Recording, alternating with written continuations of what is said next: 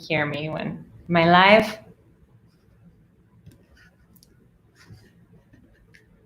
All right. I think I'm live. I'm going to move forward as if I am. Thank you, everybody, for your patience, and sorry for the snafu. It feels fitting in a presentation about adaptability and figuring out how to juggle all of the challenges of the current situation that we are doing the same. So we will try to model some resilience here, and I'm just going to do this presentation live and try to cut down the time a little bit so we can still have plenty of time for Q&A. All right, so I was asked to do this talk because all parents, and frankly, all people, but especially parents right now, are in a similar boat in terms of trying to just juggle so much. And the stress of this situation is nearly universal because the COVID-19 pandemic presents essentially a perfect storm for activating our stress response. If you want to do a perfect experiment to stress out human beings, then you have a combination of a situation that's highly uncertain, ambiguous, threatening, requires constant change and adaptation, and comes with lots of daily hassles and stressors, from technology glitches to our homes breaking down because they're not used to being this lived in. And while all this is happening, many of us can't access our preferred modes of coping and recharging. So this is hard, and it's hard for everyone. Part of the emotional roller coaster here is also explained by the natural response in the face of loss and grief. And there are two main kinds of loss and grief that we're facing right now. So one is what's considered anticipatory loss or grief, which is just the expectation that we are going to lose people, security, sometimes jobs, and a lot of other things. Life itself in some cases, of course. And then for us now, there's also for everyone already a level of ambiguous loss. Ambiguous loss is what we call it when something is changed and maybe changed forever, but not gone.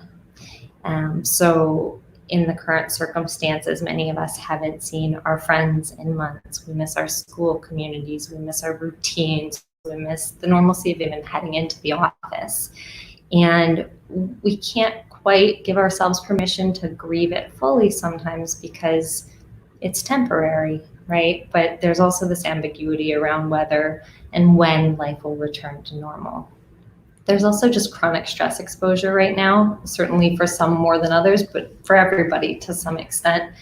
And our threat systems are not meant for running marathons. They're really meant for running sprints, so to speak. And so we're exhausted. Everyone's running on fumes. And for some, especially for frontline medical workers and a number of other folks, there's real actual exposure to trauma on a regular basis right now. And certainly to a higher degree even than is typical in those professions. To complicate this further, grief is inherently a complex thing. And when I say grief here, I really mean all of the emotions that come with loss, including ambiguous or anticipatory loss. So these include anger and sadness, and sometimes, yes, acceptance, and other periods of just saying, none of this is real. And it's not linear. We jump around between these, and sometimes they're really intense and sometimes they're relatively mild. But all of these emotions bring with them all the times in our life before that we felt something similar. And so it's also an inherently complex set of emotions to be experiencing right now. So this is where the concept of psychological first aid comes in. So think about first aid. Many of you, when you became parents, if you weren't already medical professionals, you probably went and took a first aid class, essentially just learning the basics of how to deal with the things that were higher probability likely to come up. You weren't trying to become a heart surgeon, but you were trying to make sure that you could patch up a bloody knee or know what to do if a kid choked. And similarly now, we're trying to figure out how do we manage, without having to become mental health professionals, how do you keep yourself and your family intact? What are the basic things that you need to know in order to be there for each other in a way that reduces the likelihood of damage from this time? Another way to think about this is the things that kind of keep us whole and foster resilience. So the first of these that is really important is just validating and normalizing the emotional roller coaster. To do this for yourself, to do this for your kids. You may not feel like yourself right now. There's a very good chance your kids don't act or feel like themselves right now, at least some of the time. And being able to accept that that's actually a pretty normal reaction to very abnormal circumstances helps us to at least feel like we're not losing our minds. We're just in a really unusual situation. Also accepting with an unusual situation comes needing to adjust our expectations. So we have to accept that we can't access a lot of the things that usually recharge us.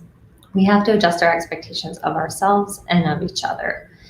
We have a lot of extra balls in the air right now, many of us, and that includes just mental health, really trying to juggle a lot of what we're feeling and what we're processing on a day-to-day basis.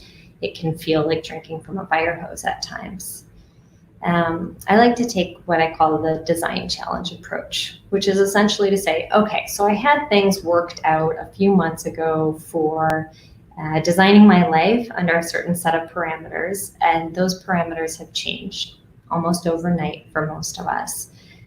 That doesn't mean I have no power to design my life, but it means I have to design it for the situation I'm in instead of the situation I was in.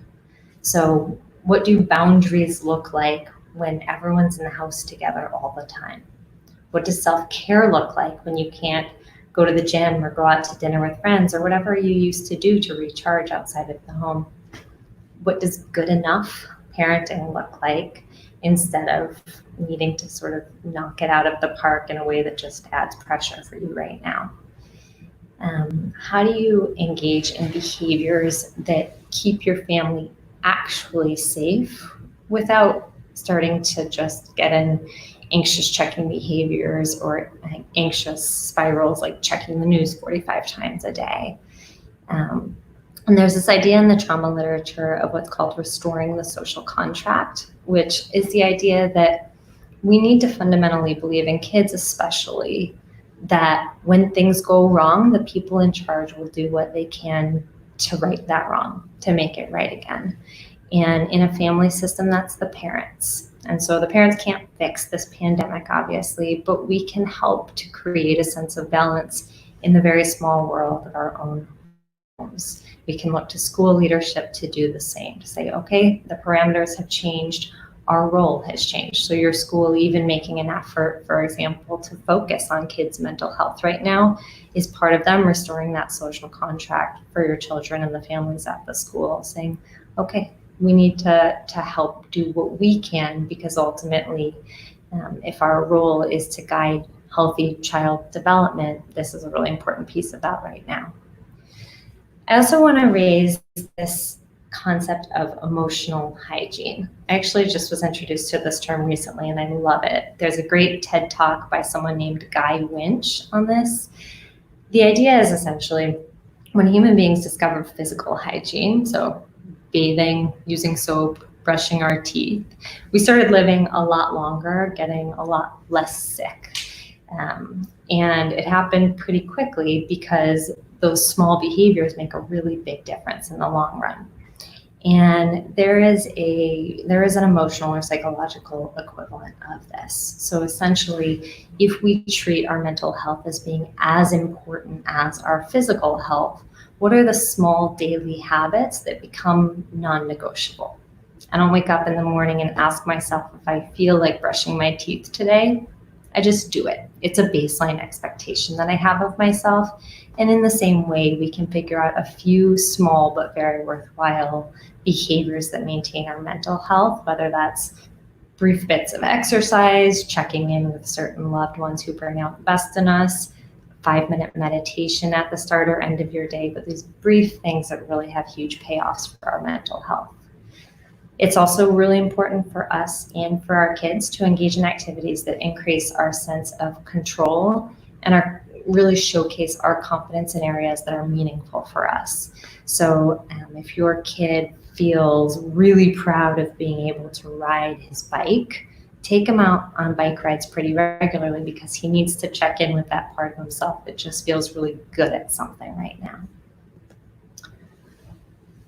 Prioritizing things. This is the big question right now for everybody. And I think that this is one of the hardest parts of the current situation, but it's also one of the best opportunities. So there's this entire literature on what's called post-traumatic growth that essentially looks at how people can not just make it through, but grow through times of trauma and loss. And it really focuses on these being times of clarification. What matters most, and how do we build and design our lives around the things that matter most and the things that sustain us and those we love. It's also really important every time that I've been trained in a few different parenting modalities. So positive parenting program, parent management training, and various evidence-based parenting programs. And all of them have a fundamental rule that self-care for parents is critical to good parenting. And that's because we just can't be our best selves as parents if we're trying to parent on empty. So ask yourself, what does your child need right now, or what do your children need right now to feel secure, to be physically healthy and mentally healthy? And then those are the priorities.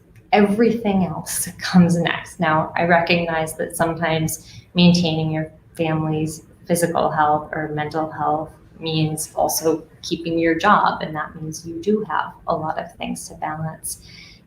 But some of the expectations that we have of ourselves that go beyond sustaining those basics, or sometimes compete with those in ways. So, for example, if I think my house has to look very tidy all the time, and I don't attend to my own self-care, or a child who's really struggling because of my standard around that, or I think I have to clear out my inbox fully by the end of the day every day, and again, I neglect my own self-care or care for one of my children for that, I may need to go back and say, okay, what's most critical here? There are a lot of kids who are feeling more anxiety right now, understandably, and a lot of parents too. And so I want to introduce a concept of supportive statements, which is essentially a balance of being able to be there for your child without reinforcing the things that we know fuel anxiety. So if your child expresses anxiety about something that you know they can do, for instance, being in part of the house alone, I want you to combine validation with expressing confidence in their ability to cope. So in my house, if my 6-year-old, for example, didn't want to go downstairs alone, I'd say, that sounds like a worry seed. I know sometimes when you have a worry seed, it doesn't feel good, and the only thing you want is whatever's going to make you stop worrying. But I also know that you can do this, and that the best way to get rid of a worry seed is to water a brave seed. So I'm not going to water your worry seed. I love you, and I'll see you in 2 minutes when you get back upstairs. This essentially teaches kids that emotions are real, but they're not emergencies. They're just data about what kids may need support around. Another approach that I like that just helps me to prioritize things and put my values out there as a parent is what I call the 2 rules approach. So again, I use this with my own family, and I recommend it to a lot of families. I say there's only 2 rules that really matter in life. The first is you treat yourself and others with respect and kindness. The second is you try to take responsibility for and learn from your mistakes. If you mess up rule number 1, see rule number 2. And most of the rules we have as parents fit into one of these 2 rules. So I find it to be kind of an effective way of talking to kids about the values underlying other rules when they come up or there's conflict or confusion around them. Also, just as parents, focus on establishing home as a secure base. If you do nothing else, make sure your kids know at the end of the day they're safe, they're loved, and you'll be there for them. Really, truly, that is the most important thing your kids need to come out of this thing whole on the other side of it. They're safe, they're loved, and you're there for them. That's it. This is a time where parents are going through a lot, so none of this feels like a small ask, but it's also an incredible opportunity to model resilience for our children. Resilience is a concept I want to talk a little bit about here because it's important to recognize it's not our job to protect kids from all that goes wrong in life, and actually it wouldn't serve them even if we could. Since we can't protect them, and since it wouldn't serve them if we could, we need to figure out how to raise kids that can bounce back. And right now there's plenty for kids to learn how to bounce back from, and plenty of modeling for parents to do showing that. This idea of resilience came out of looking at kids who were growing up in some of the toughest circumstances imaginable, from chronic trauma, exposure, poverty, living in very violent neighborhoods.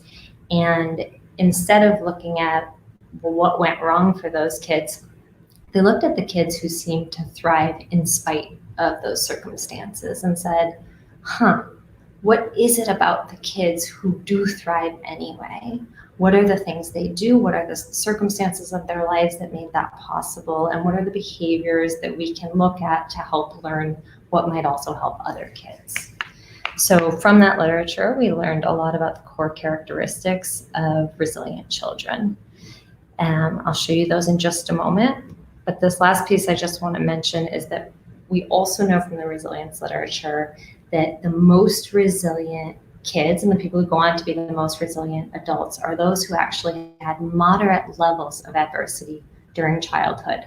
So not the kids who had really low adversity, and also not the kids who had absolutely unrelenting adversity, but the kids who had moderate levels across multiple domains, but had opportunities to recover in between.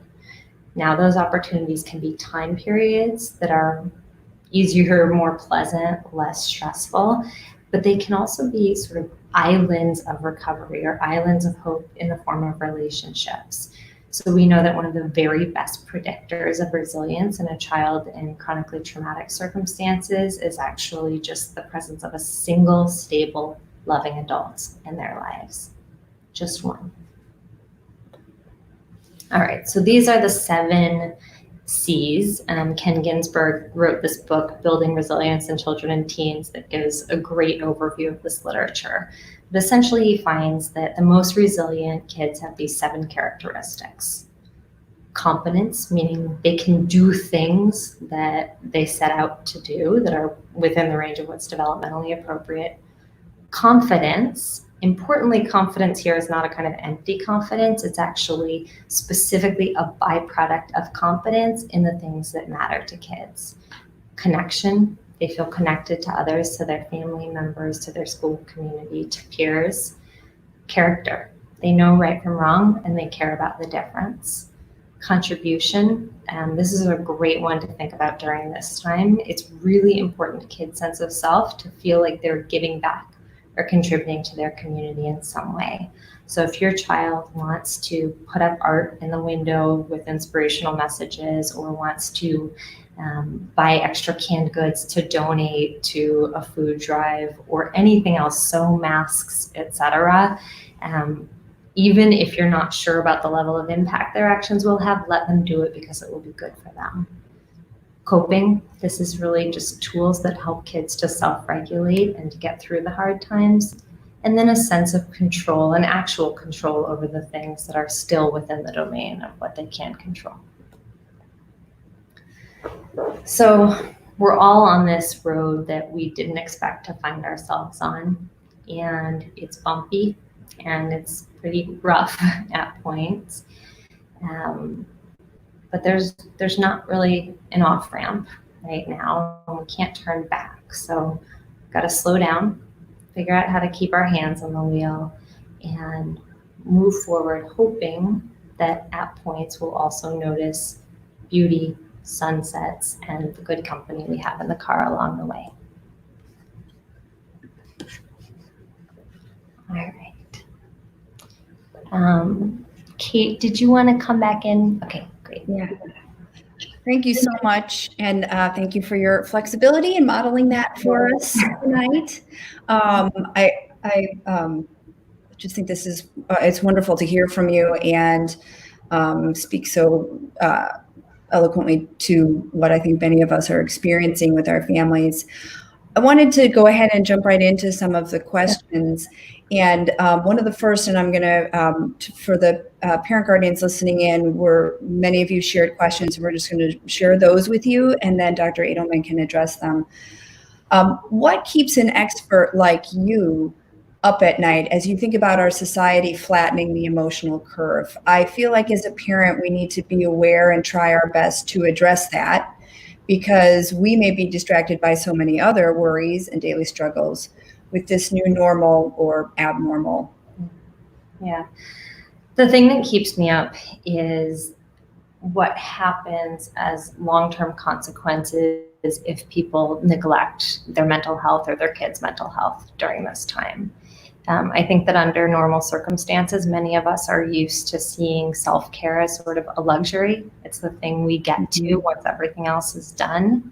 And self-care is not a luxury. I don't think it is under normal circumstances. I'm biased as a psychologist, but especially right now. A brain that is chronically stressed cannot learn, cannot connect as effectively, cannot regulate, and even in early childhood especially, neural development is impacted by chronic stress. And so I really think that this is a time where mental health for everyone in the family and investment in our relationships, which are huge predictors of our long-term physical and mental health and just level of resilience, it's got to be at the forefront. So that's what keeps me up, is worrying that people miss that with everything else going on. Yeah. Dr. Adelman, this next question, I believe you touched on maybe a little bit with your example of your child going into the basement around that worry seed, but here's a specific example from a parent. My kids have become fearful when it's time to leave the house. They only want to visit one place where we can run around. They freak out when we have to get into the car. It seems they're fearful and anxious of the outside world. How can we help them feel safe and secure when it's time to get into the car? Yeah, so I want to introduce a concept here of co-regulation. Mammals are born ill-equipped to care for ourselves, all mammals, and humans have the longest runway before we're ready to take care of ourselves. And what that means is that we're born biologically hardwired to essentially pull each other's alarms. So a baby, if it's scared, it doesn't try to fight off the perceived threat, it just cries. And that alarm that it sounds pulls the caregiver's alarm and then creates a series of behaviors.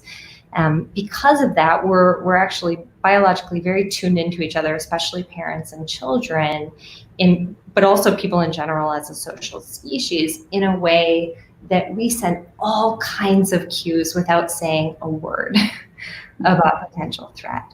And for kids, that means that right now, they may be told verbally, it's okay, it's fine to go out for a walk, it's fine to go out for a bike ride, but they're seeing school's not happening, adults are acting weird and stressed out and scared, everyone's wearing masks, they don't really know how to make heads from tails right now. So there's these amazing studies that they have a plexiglass table, so it's 6 feet long, transparent, and under the first half is a high contrast fabric, and then it drops down to the ground.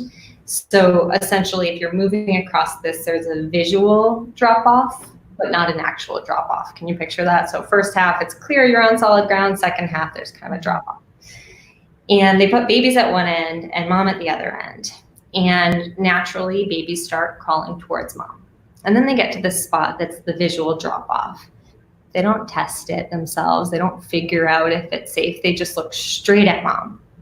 And if mom is randomly assigned to look either anxious or angry, the baby usually freezes, cries, and won't move. If mom is randomly assigned to look either relaxed or happy, the baby usually pauses and then continues crawling forward. So I think about that a lot. You know, that most of the information that we share socially with each other is nonverbal. And that sometimes as parents, when we're stressed out, we may be stressed out about something at work or something our kids are not privy to at all. But if the vibe they're getting from us is the equivalent of the mom was randomly assigned to look either frustrated, angry, anxious, then they're going to freeze in place. They're not going to want to explore. They're going to be more inhibited by fear, essentially. So one thing I would say is just to be really aware of not just what we're saying to our kids, but how we're carrying ourselves, right? How we are setting them up also to be in environments where we don't have to appear fearful.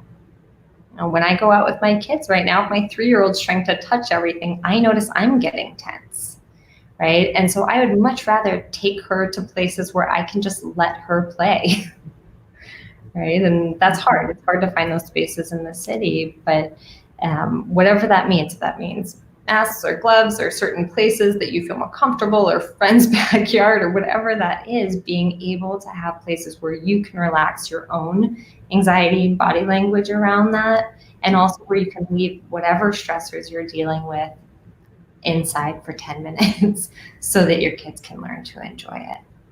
And then also just validate for them to say, yeah, it's really confusing to know what's safe and what's not right now. I get that, and give them the education they need to really understand why this is okay, even though so many other things aren't right now. Yeah. Yeah. Thank you very much. I think this actually maybe is a nice next step, which is this parent's asking, what should our goals be for child development during this time?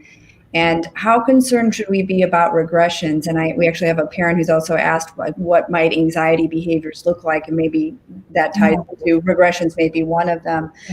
This parent further asks about academic regressions, bathroom regressions, sleep problems.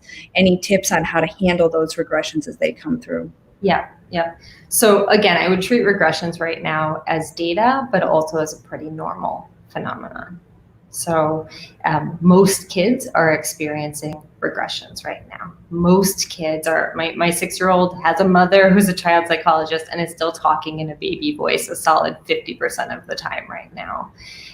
This is pretty expectable. Kids who have potty trained within the last year may have toileting regressions. This is expected at other times, right? So you have a new sibling born in a family where kids recently potty trained. We warn parents, they're probably going to start having some accidents again, right? Or kids going through a time of increased anxiety or starting in a new grade or a new school. We kind of expect these things. These are kids' ways of essentially eliciting the caregiving responses that they're really feeling they need right now. Right? They don't feel as strong and brave and independent because there's a lot of fear in the air right now and a lot of uncertainty. And so just really investing the special time processing your kids' emotions. If they're younger, kids process a lot through play. So to give a really concrete example, one of the purchases that I made at the start of this was a bunch of just little wood emergency vehicles and figurines, so that my kids could essentially do COVID play if they started hearing about more emergencies. We also just keep the TV off around they have kids shows. We're not heroes, but they're not watching the news, for example, or things that would kind of give them the exposure to that. This question around behaviors that can reflect anxiety in preschoolers.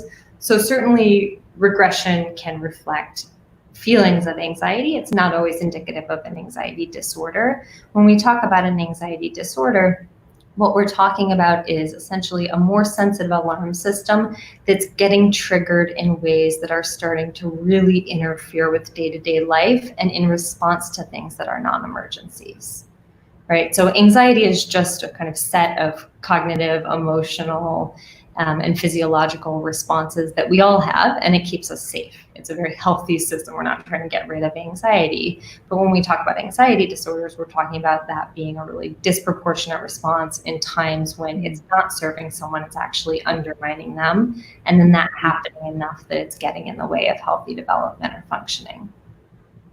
Okay. So as we're about to approach a transition to summer, this question is timely around what children, can be expecting for this summer with some changes. So this parent says, my child is very concerned about not seeing her grandparents this summer. She usually goes there for 2 weeks and it's her favorite time of year. How do I help her come to terms with the uncertain reality in which we live right now? Yeah, so again, I'm going to say this a million times, always start with validation. Like, oh, it's so hard not knowing when we're going to get to see grandma and grandpa again. I look forward to that all year too. We love them so much. We love seeing them and connecting with them, and we really want to let them know, but we're not sure yet when we're going to get to see them. What are some other things you can think of that we can do that are within our control to help us feel like a really special connection to them? Do you want to be grandma's pen pal? Should we make silly videos? Should we have a time every day where you call grandma and read to her, or she reads to you, etc.? So again, it goes back to that design challenge. Validate this is really hard to be living in the current parameters, and given that we are, how are we going to redesign life around the things that we really care about?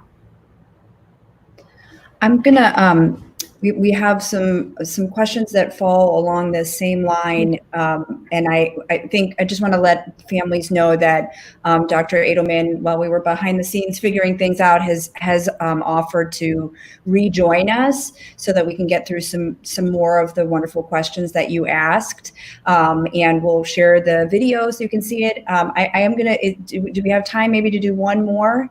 Are you asking me? Yes, I'm fine. We can go over it. Don't worry about me. Okay. All right. I'm just going to switch gears a little, and then we can come back to some of these other questions maybe when we reschedule some more time. But I think there's a few of these around sort of managing our kiddos at home. And so we've been, how can we help with regression and anxiety that we're observing?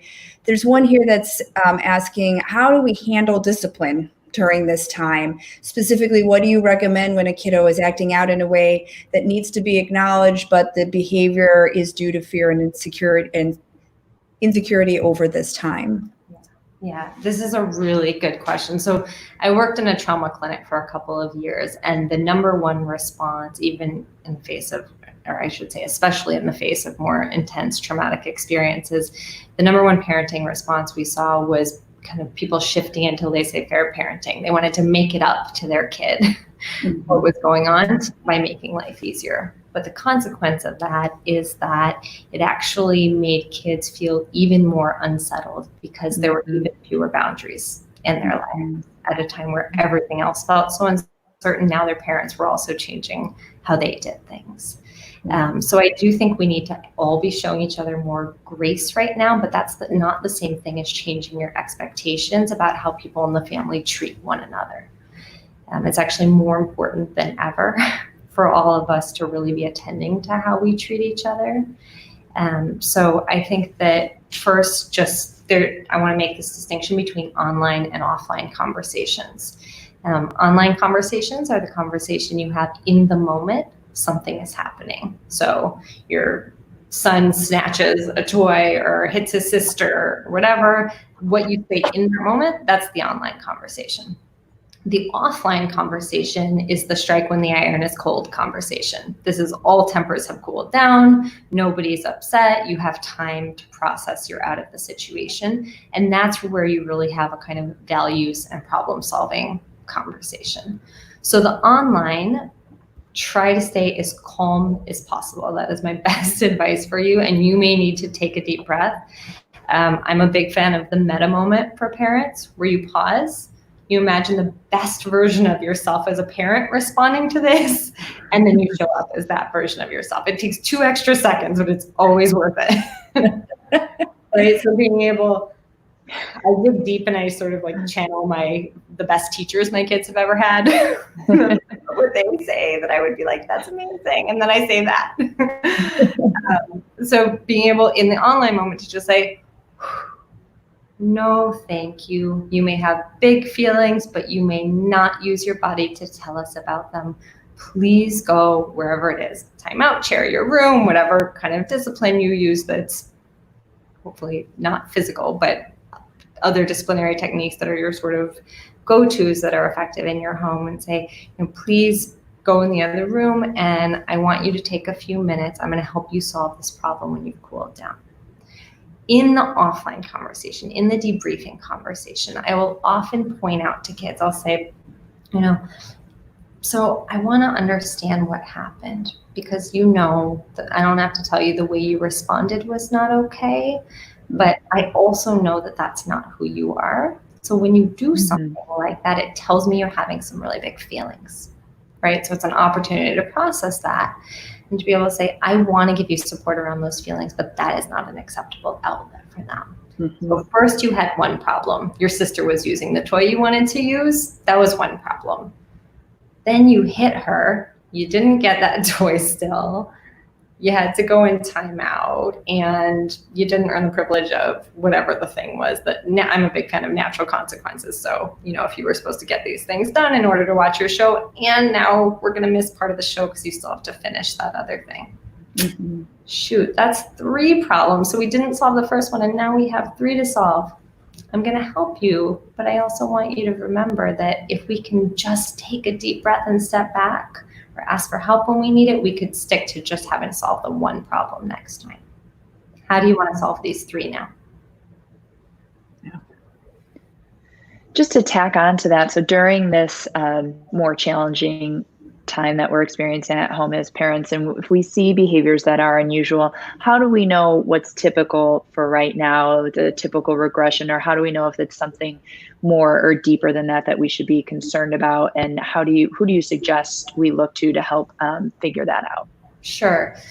So I think about if I'm driving down that bumpy road and my car runs out of gas, right? I'm going to have to call a professional, right? I'm going to call a tow truck. Especially if I don't know where I am.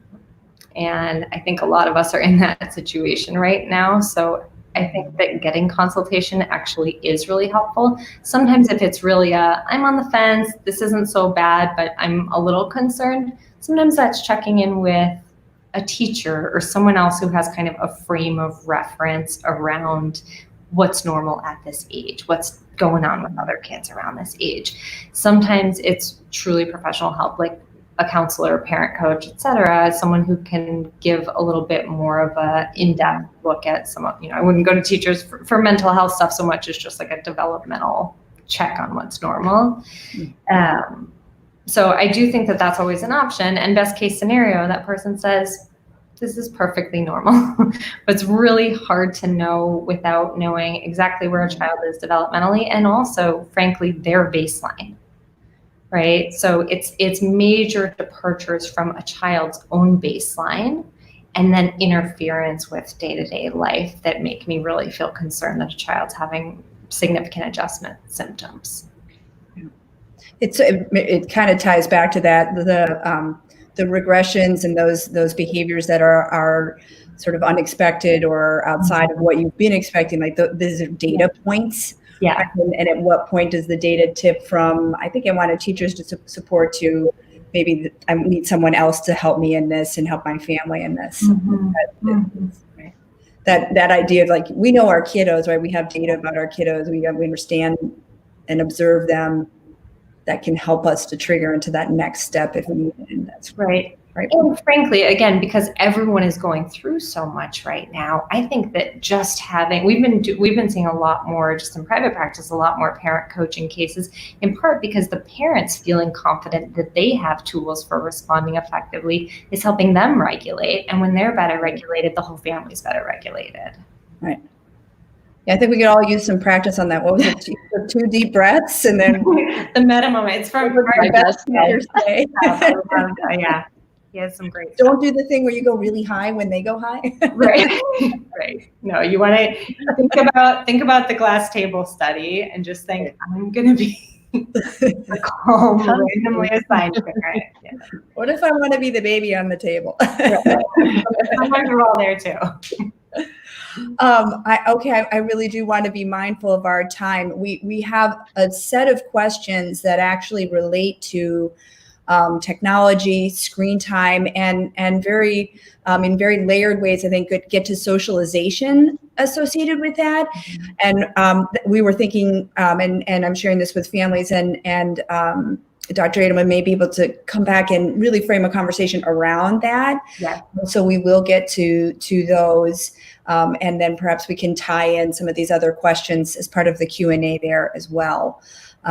I want to thank you so much, everyone, for your patience, and Dr. Adelman for your grace this evening, and the wonderful information you shared with us tonight as parents and as partners and in our homes. So thank you. Thank you very much. Thank you so much. Every time we talk, I learn something. Somebody wants to shout out a little something on the side. I'm sorry. Excuse me.